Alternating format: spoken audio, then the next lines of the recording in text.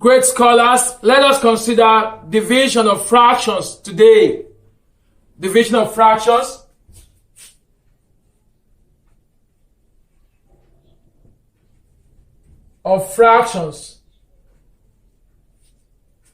Division of fractions. In the course of trying to explain this topic, you should pay proper attention because it will also help you understand how to deal with multiplication of fractions. Division of fractions will also help to introduce to you multiplication of fractions, so that will not be a topic for us to treat because I must have treated that in the course of trying to explain this topic. Look at this example on the board. If you have A over B divided by C over D. C over D. Division. You're dividing two fractions. Remember, a fraction has numerator and denominator. And you've been taught fractions in your previous classes. You want to divide two fractions. A over B divided by C over D. This should come in U. If you're dividing two fractions, solution.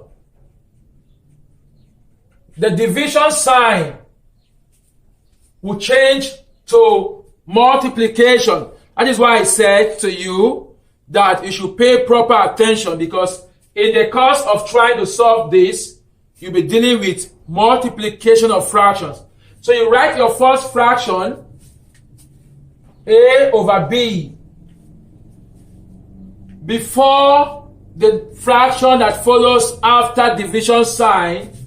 Change the sign to times, and that fraction that follows immediately after the division sign should be inverted. Invert that fraction that follows immediately after the division sign. The fraction that follows immediately after division sign should be inverted. Change it. The down number, the denominator should become the numerator, and the numerator becomes denominator. So here we have C over D. Since I have changed this sign to times, the denominator becomes the numerator, and the numerator becomes denominator. So what we have now is A over B times D over C. And in multiplying algebra letters or terms, you multiply, in the course of fraction, you multiply numerator by numerator, numerator times numerator over denominator times denominator. That's what you do. So now that we have A and D up, A times D is AD and B times D is BC. So our answer is AD all over BC. This method is applied to problems in mathematics, fractions. If you have 1 over 2 divided by 3 over 5, 1 over 2 divided by 3 over 5, what will you do? Change the division sign to multiplication after writing the first fraction, 1 over 2 times. The denominator becomes the numerator, and that becomes this. So this is your answer. Now you have 1 times 5 is 5, and 2 times 3 is 6. As simple as this. This is what you have. If you have 7 over 5 divided by 2 over 3, 7 over 5 divided by 2 over 3 is also simple to deal with solution.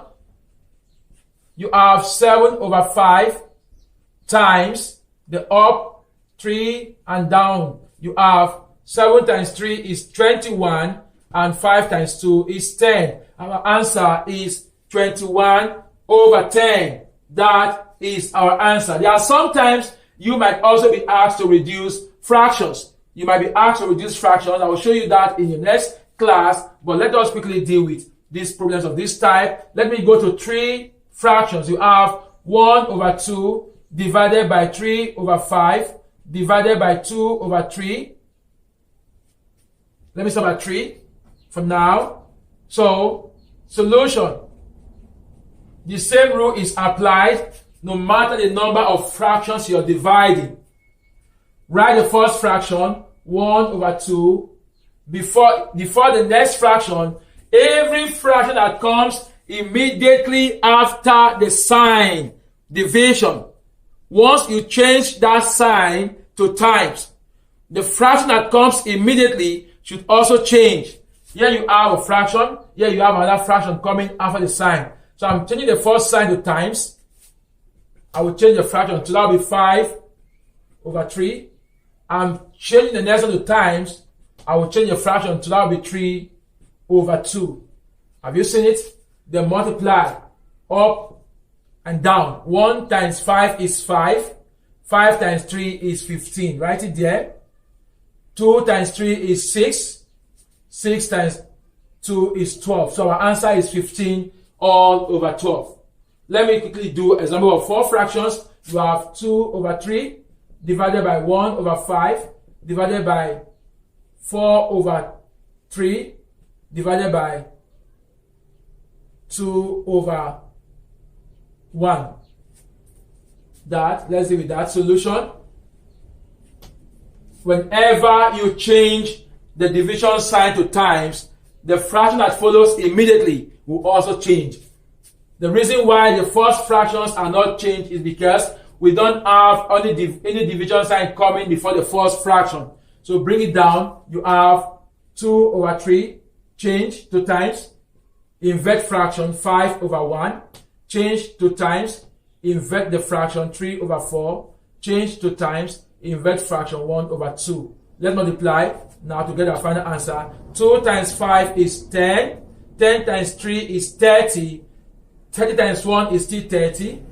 Over 3 times 1 is 3. Times 4 is 12. Times 2 is 24. So our answer is 30 over 24. 30 over 24. This is the way you deal with problems that have to do with division of fractions. First, I've shown you how to divide 2 fractions, how to change the sign to times, and invert the fraction. So in our next class, I'll be showing you how to simplify what you've gotten at last. But now, do this yourself. Do the following.